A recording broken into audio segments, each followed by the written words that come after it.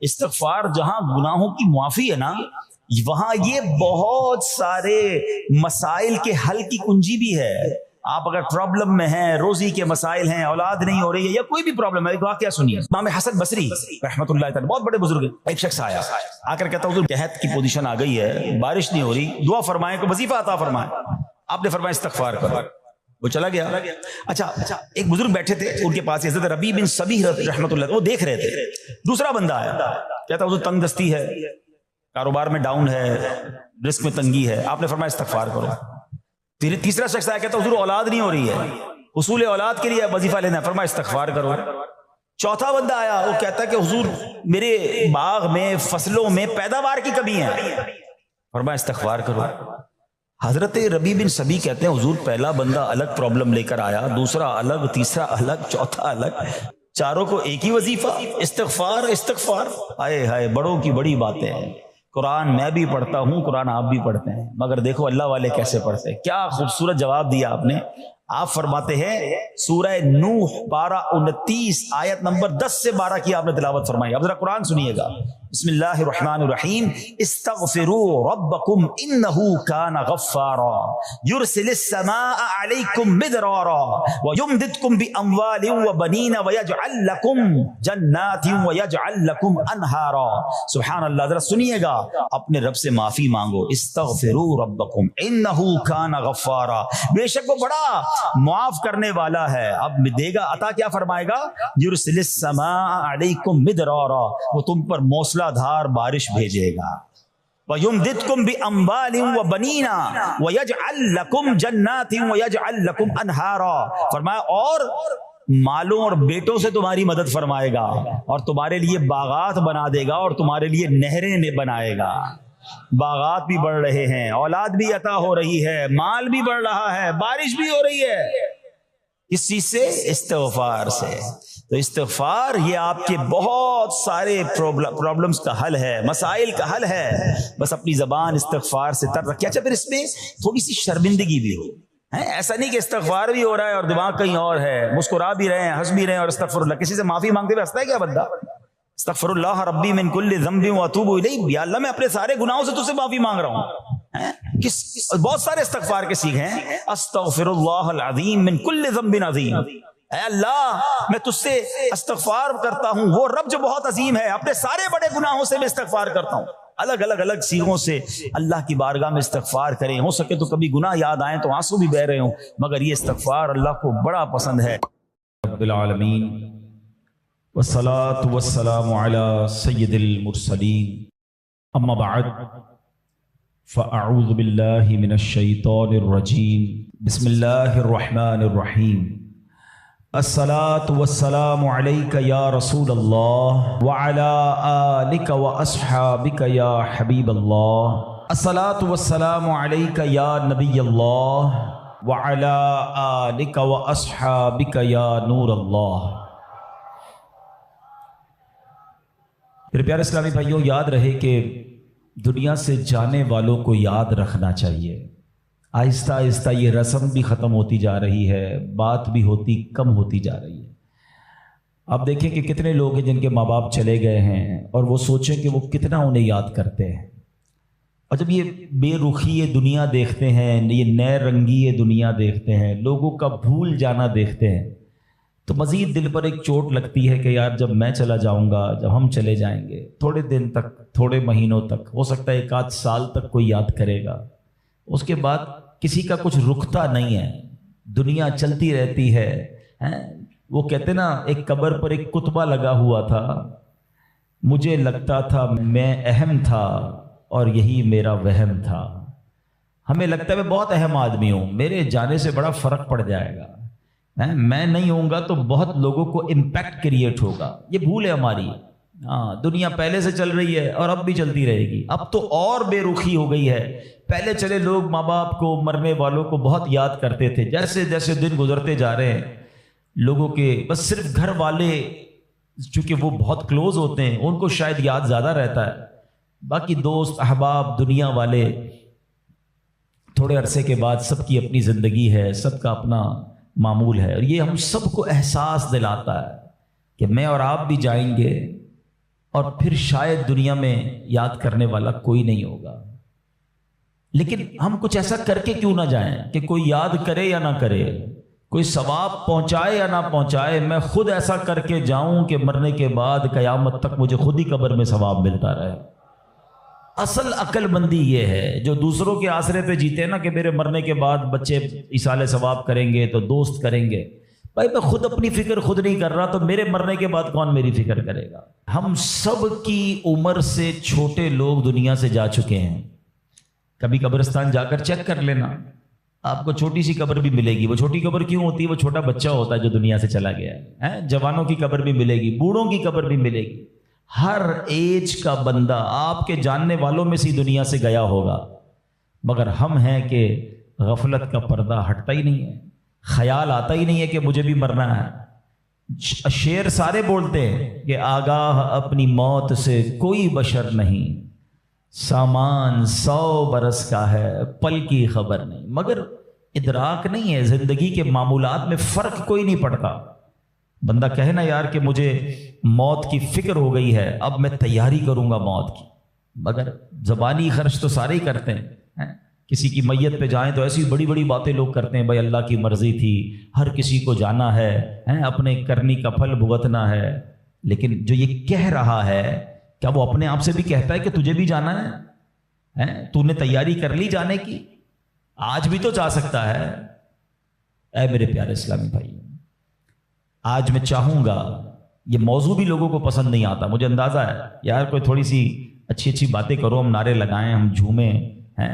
اس موضوع پر زیادہ بات کرنا بھی لوگوں کو پسند نہیں ہے. عجیب کہانی ہے, ایسی حقیقت ہے موت, ایسی ریئلٹی ہے موت کہ جس سے انکار نہیں. دیکھیں ہمارے بہت سارے مذاہب سے اختلاف ہے. کچھ مذاہب ہیں جو نبی پاک کا معاذ اللہ انکار کرتے ہیں, کچھ قرآن کو نہیں مانتے, کچھ ایسے لوگ ہیں جو اللہ کو ہی نہیں مانتے ہیں. کتنے اختلاف ہیں لوگوں میں, دنیا بھر میں الگ الگ قسم کے ریلیجن ہیں. دہریت والے لوگ ہیں, کمیونسٹ لوگ ہیں, عجیب عجیب لوگ ہیں جن کا آپس میں ہمارا بڑا اختلاف ہے. معاذ اللہ کچھ لوگ ہمارے نبی کو آخری نبی نہیں مانتے. لیکن ایک حقیقت ایسی ہے جو دنیا کا ہر مذہب مانتا ہے, دنیا کی ہر قوم مانتی ہے, دنیا کا ہر بندہ, عقل مند ہو یا بے وقوف ہو, جناب پڑھا لکھا ہو یا جاہل ہو, مرد ہو یا عورت ہو, پاکستانی ہو یا امریکی ہو, all around the world everybody must acknowledge that. وہ کیا ہے؟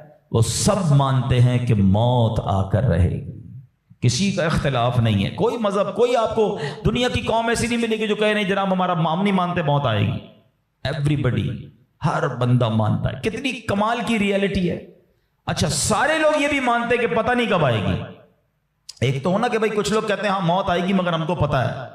Nobody knows, کسی کو بھی نہیں پتا کب آئے گی. یہ پتا ہے آئے گی اور بچ کوئی نہیں سکتا. یہ ایسی ریئلٹی ہے, مگر پھر بھی اس پر بات کرنے کے لیے کوئی تیار نہیں ہے. ذرا 4 دوست مل کر موت پہ بات کرے کہ یار کوئی اور بات کرو یار.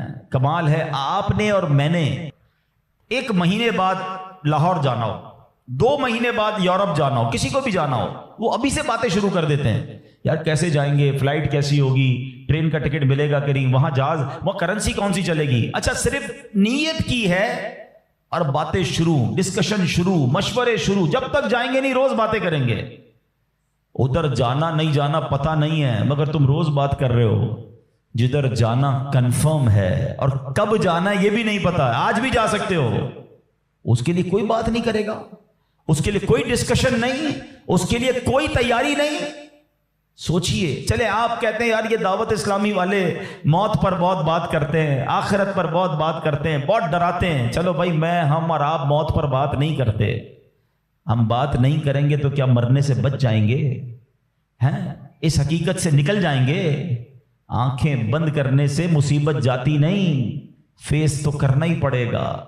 تو آج انشاءاللہ مختصر سے وقت میں ہم سب کی زندگی کی سب سے بڑی جو حقیقت ہے نا وہ ہے موت. آج اس پر کچھ بات کرتے ہیں. اللہ کرے کہ آج کا بیان ہم سب کے دلوں سے غفلت کا پردہ ہٹائے اور ہم اپنی موت کی تیاری کرنے کی کوشش میں لگ جائیں. امام محمد غزالی علیہ رحمۃ اللہ الوالی لکھتے ہیں کہ بنی اسرائیل کا ایک بڑا مغرور شخص تھا, بڑا ایروگنٹ تھا, بڑا اس کا کر و فر تھا. ایک بند کمرے میں بیٹھا تھا. اچانک ایک شخص کمرے میں داخل ہوا اور اس مغرور شخص کی طرف لپکا. تو وہ بڑا تکبر والا آدمی تھا, وہ بڑا غصے میں آ گیا اور کہتا کہ تم ہو کون, میرے کمرے میں آ کیسے گئے, تمہیں آنے کی اجازت کس نے دی, تم جانتے نہیں میں کون ہوں. تو جو اندر آنے والا شخص تھا وہ کہتا ہے مجھے اس گھر کے مالک نے اجازت دی ہے, اور میں وہ ہوں جسے کوئی دربان روک نہیں سکتا, میں وہ ہوں جس کو کسی سے اجازت لینے کی ضرورت پڑتی نہیں ہے, مجھے کسی کا دبدبا ڈرا نہیں سکتا, نہ ہی مجھ سے کوئی مغرور اور سرکش شخص بچ سکتا.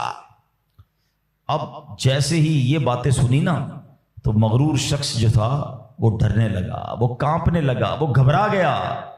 وہ کہتا ہے کہ آپ تو ملک الموت معلوم ہوتے ہیں, کیونکہ جس کو کوئی نہیں روک سکتا, جس کو کسی کی اجازت کی ضرورت نہیں ہے, جس کو کسی کا دبدبا کرو فر ریزسٹ نہیں کر سکتا, وہ ملک الموت کے سوا تو کوئی نہیں. لگتا ہے آپ ملک الموت ہیں. تو فرماتے ہاں میں ملک الموت ہوں. اب وہ شخص تو بڑا گناہگار تھا, وہ رونے لگا, چیخنے لگا کہ حضور تھوڑی سی مہلت دے دیں, کچھ نیکیاں کر لوں, توبہ کر لوں, اللہ کو راضی کر لوں, ابھی میری روح قبض نہ کریں. ہائے ہائے, ملک الموت فرماتے تمہاری سانسیں پوری ہو گئی ہیں, اب تمہیں کوئی ٹائم نہیں ملے گا. اگر تم نے, وہ پوچھتا ہے حضور مجھے کہاں لے جایا جائے گا مرنے کے بعد. فرمایا اس مقام پر جہاں تو نے اعمال بھیجے ہیں, اس گھر کی طرف جو تو نے تیار کیا ہے. وہ شخص کہے گا حضور میں نے تو کوئی گھر تیار نہیں کیا, کوئی نیکی آگے نہیں بھیجی.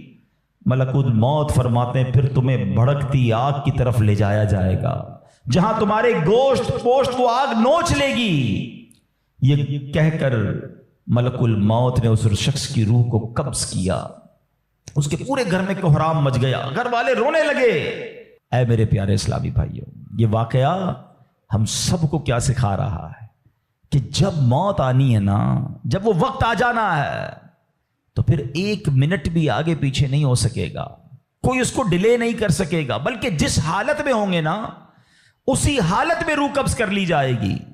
ہماری موت کا وقت لکھا ہے, مقام بھی لکھا ہے, یہ چینج نہیں ہو سکتا. اگر موت سمندر میں لکھی ہے تو $2.5 لاکھ دے کر بھی بندہ وہاں پہنچتا ہے جہاں موت لکھی ہے. اگر موت کشتی سے ڈوب کر ہونا لکھی ہے تو 22 لاکھ دے کر بھی سینکڑوں لوگ ہمارے وطن سے جاتے ہیں اور ان کی موت یورپ کے سمندر میں جا کر ہو جاتی ہے. اللہ پاک جو بھی ان میں مسلمان ہیں سب کی مغفرت فرما. مگر میں نے اور آپ نے اس سے عبرت کیا لی کہ بندہ وہاں پہنچے گا جہاں اس کی موت لکھی ہوئی ہے. ایک بار حضرت سلیمان علیہ نبینا علیہ الصلوۃ والسلام کی بارگاہ میں ایک شخص بیٹھا تھا. آپ کی بارگاہ میں ملک الموت آیا اور اس شخص کو ذرا گھور کے دیکھنے لگے, واپس چلے گئے. وہ شخص کہتا حضور یہ کون تھے جو آئے تھے اور مجھے گھور کے دیکھ رہے تھے؟ فرمایا یہ ملک الموت تھے. کہتا حضور لگتا ہے میری روح قبض کرنے والے ہیں, آپ مہربانی کریں, آپ کی تو ہوا پر حکومت ہے, آپ ہوا کو حکم دیں کہ ہوا مجھے اڑائے اور مجھے ہندوستان لے جائے. حضرت سلیمان بیت المقدس کے علاقے میں رہتے تھے نا, آپ نے وہ حکم فرمایا, ہوا نے اس بندے کو اٹھایا اور ہندوستان پہنچا دیا. کچھ دنوں کے بعد پھر ملک الموت آیا حضرت سلیمان علیہ السلام کی بارگاہ میں. آپ نے فرمایا تم میرے ساتھی کو کیوں گھور رہے تھے جب آئے تھے؟ تو کہ میں حیران تھا کہ میرے پاس یہ لکھا ہوا تھا اللہ کی طرف سے کہ تھوڑی دیر بعد مجھے اس کی روح ہند میں قبض کرنی ہے, اور وہ آپ کے پاس بیٹھا ہوا تھا. اللہ اکبر. حضرت سلیمان نے کہا میں نے ہی تو حکم دیا, اور ہوا نے اسے ہند پہنچایا, اور جب وہ ہند پہنچا تو پرٹیکولر ٹائم پر اسی مقام پر اس کی روح کو قبض کر لیا گیا. ہائے ہائے ہائے, یہ ہے میری اور آپ کی حقیقت. دوڑتے رہتے ہیں, بھاگتے رہتے ہیں, پلاننگ ہے کہ ختم نہیں ہو رہی, فکریں ہیں کہ ختم نہیں ہو رہی, ہر وقت بیٹھے ہیں اگلا پلان کیا ہے, 5 سال کا, 10 سال